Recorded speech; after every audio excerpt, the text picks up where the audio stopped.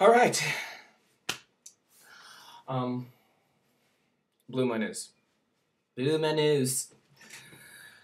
Looked like something to have Oprah.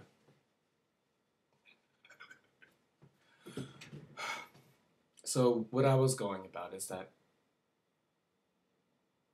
it was that again.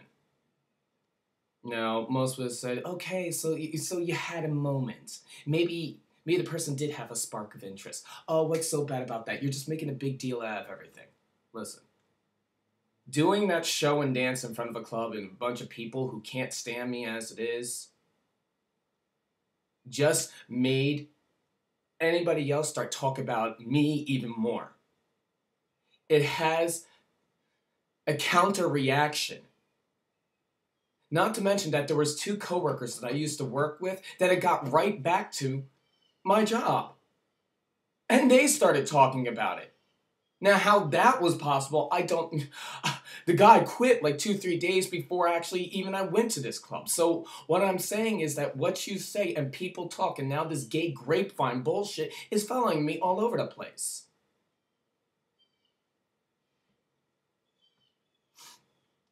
But that's not the problem. My problem is that these men, these 2 men as prime examples, I could have saw myself being at the same playing field, eye level, having a conversation with him that was completely genuine. And I felt that feeling. And I don't feel it a lot. But when I know I feel it, I know that's the one to talk to. That's the one I want. And I can't do that. My reputation for being who I am and for what I did prevents me from doing so. Not because that actually I don't want to, it's because I've had men blame me and me stand by them and the talk of other people, and then they're like, why are you with that idiot? Why do you feel sorry for him? Stay away from him. Bad news. And I'm not saying it as a crybaby story. I'm saying that actually the biggest issue is that actually I feel the feeling and then I have to be reminded why I can't have it.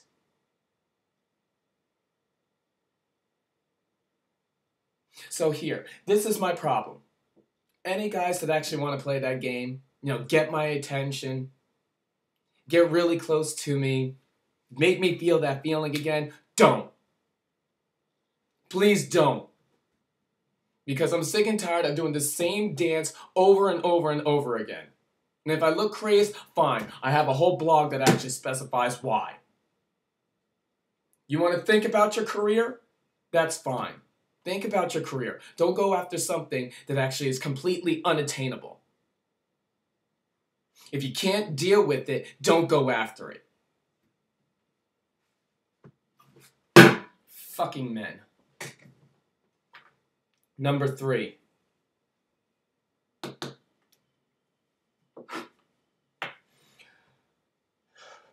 And this is by far the worst of all.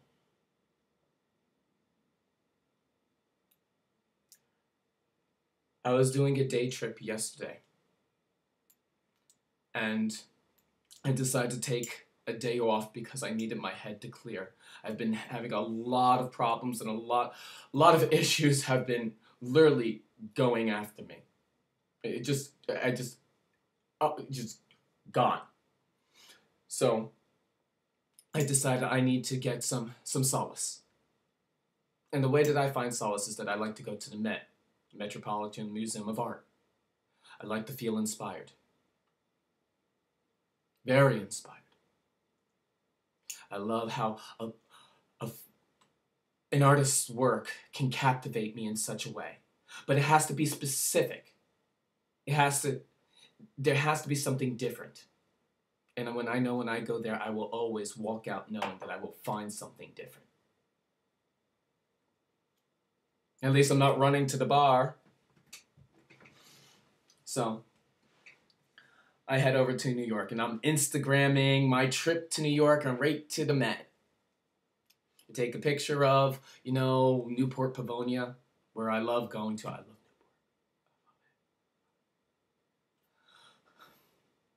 Then I go over to the Path station and take a picture of the Path outside, all the flowers, and it's all pretty outside. I mean, it's Jersey.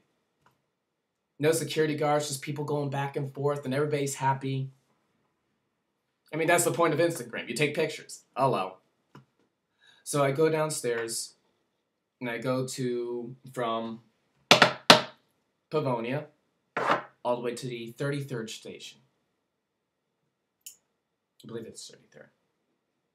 You might have to check up on it. I get there, and I walk off, and I see the two trains. I was like, you know what, this would be a cool picture to take a picture of. The two trains have just gotten off the train. So I go ahead and about to do it, and a cop starts waving me down. Now, I have my earbuds in, so I popped it out. He's like, sir, you can't take any pictures. I'm like, oh my God, I completely forgot. I'm from Jersey. I'm sorry. We don't have guards over in New Jersey saying you can't take pictures of an outside Path station. Unfortunately, what the officer referred to is just like, we're at an alert, because of Boston. I'm like, I completely forgot. My apologies. And just on a side note, those for Boston, I'm deeply sorry. I'm deeply sorry. I am not a religious man, but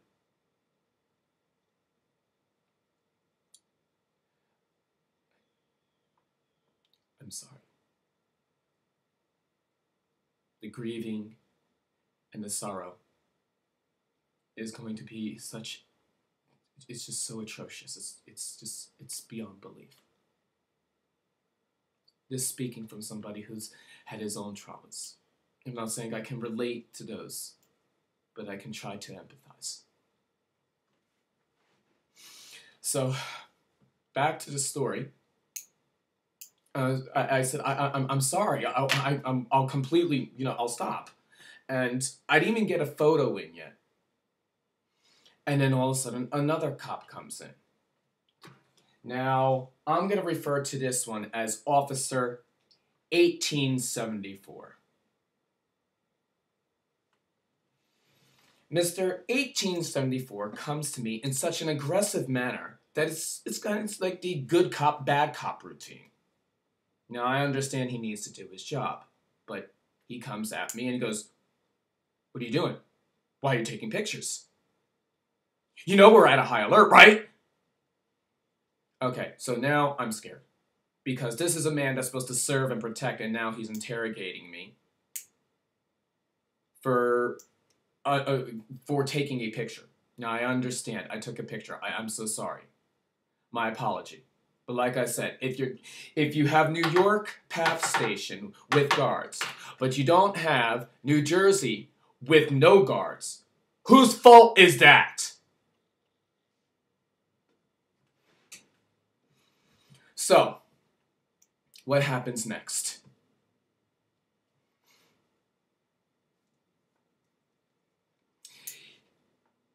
He starts abruptly pushing towards me, saying, what are you doing on there? I want to see what's on that camera right now. Show me what's on your camera. So I was just like, fine, okay, here you go, right here. Yeah, hold on, let me get it for you. Right there. See? Delete the picture out. What picture? There's no picture in there. I didn't take any picture out. And then all of a sudden, I was like, see, that's all it is. He saw the picture of the Path Station over in Newport Pavonia. That was it.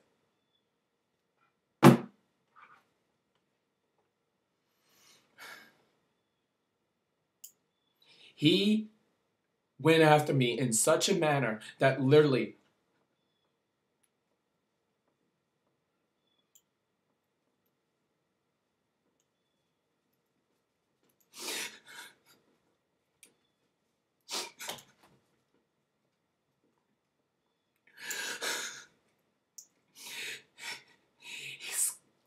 scared me so much. And I'm telling him, I was like, please, please stop doing that. Stop screaming at me. And he starts screaming at me, are you a terrorist? Are you a terrorist? I was like, you're calling me a terrorist? I'm like, I'm not how can I be a terrorist? I'm like, I'm not. I was like, I'm not saying you are. I'm saying, are you a terrorist? I'm like, I didn't do anything.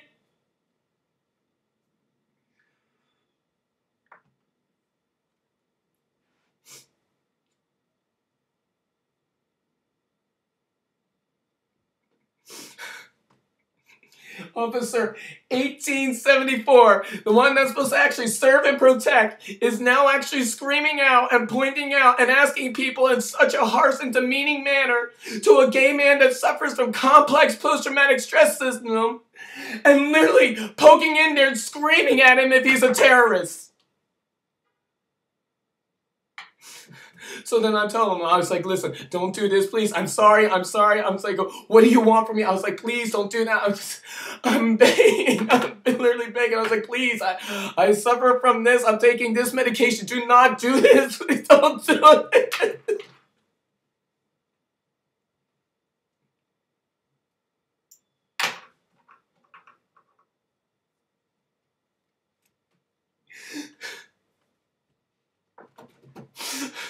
So what happens next?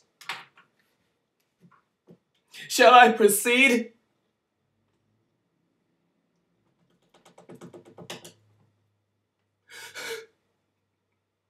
You know what happens next?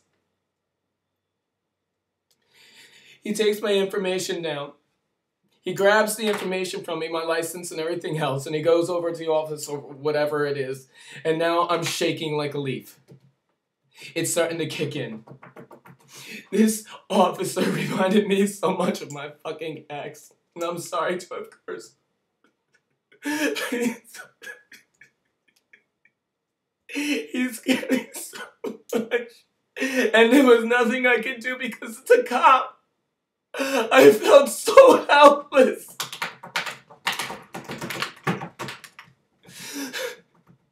I'm supposed to feel safe. I'm supposed to feel so...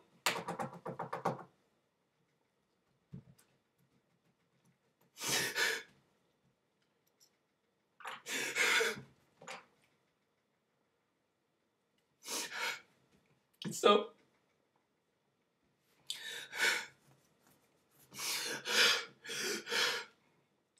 what I do next is that I start holding on to myself and trying not to have a panic attack. I'm not trying to have a panic attack, and I can't help it.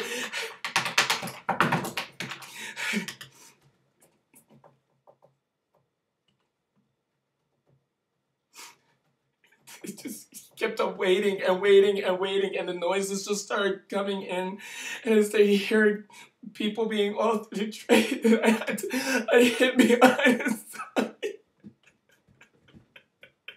And when he came back,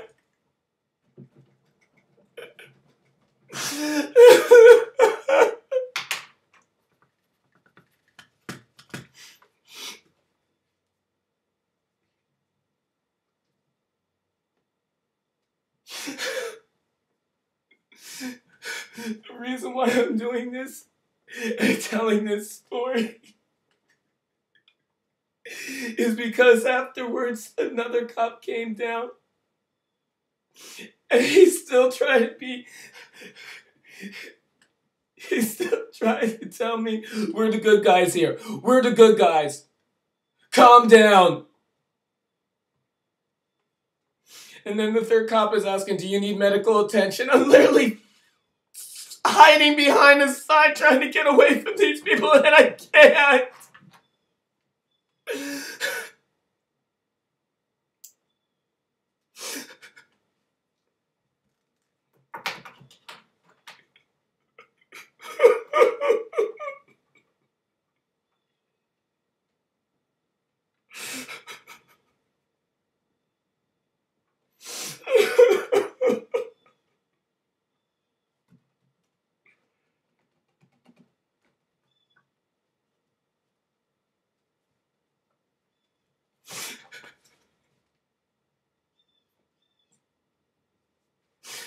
The reason why, like I said, is because they all band together. And this cop gave this story saying that actually I was the one that actually said in a sarcastic tone that actually, yes, I was a terrorist. Can you believe that? That's the story they're gonna go with. Saying that actually I walked in there with such attitude, taking pictures, and then I said, yes, I am. Yeah, I look a real terrorist, girlfriend.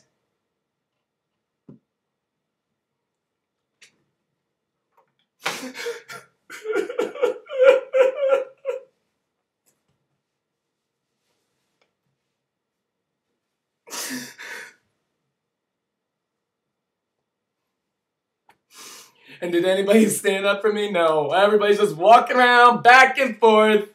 Because you know why? Because it's the authority. Nobody's ever going to question the authority. Stuff like this, I'm not the terrorist. That cop was the terrorist. Put a muzzle on him.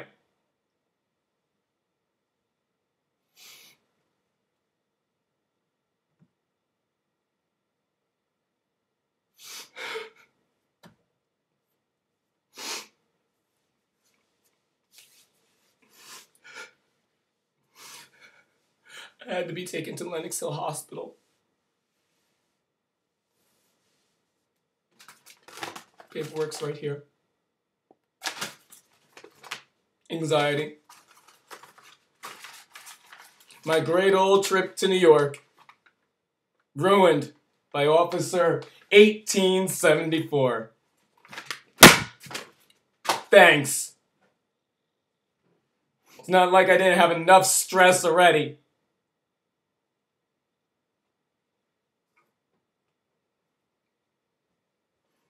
So, after being scared and going through almost every fear, every thought of my past, from an abusive boyfriend that I had to defend myself from,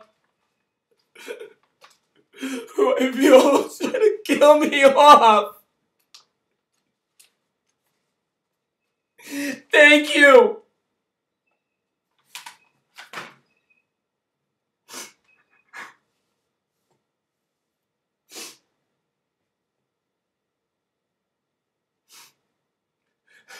So, those are my 3 things for the human target, right? Can you see now why?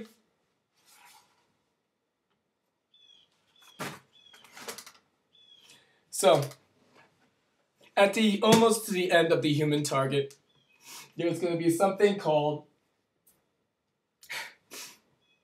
Alex's bitch out for the week.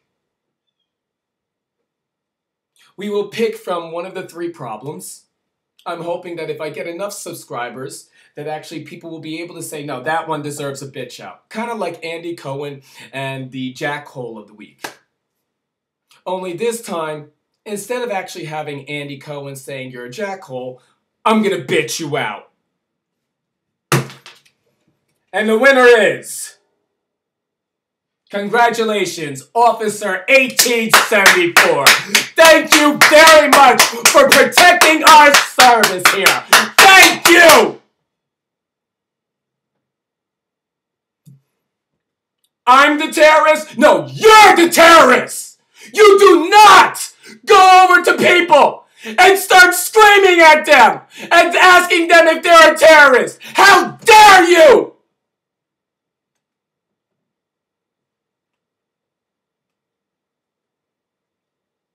I hope, if I don't win this case, because I will make a press charges for this, and I hope I do win. But if I do not, then I slander your reputation, and you will never work for the police department ever again! I don't care how crazy it sounds! How dare you!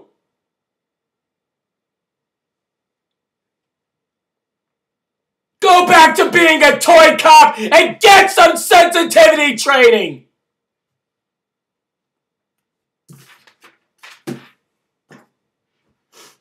And that is your bitch out for the week.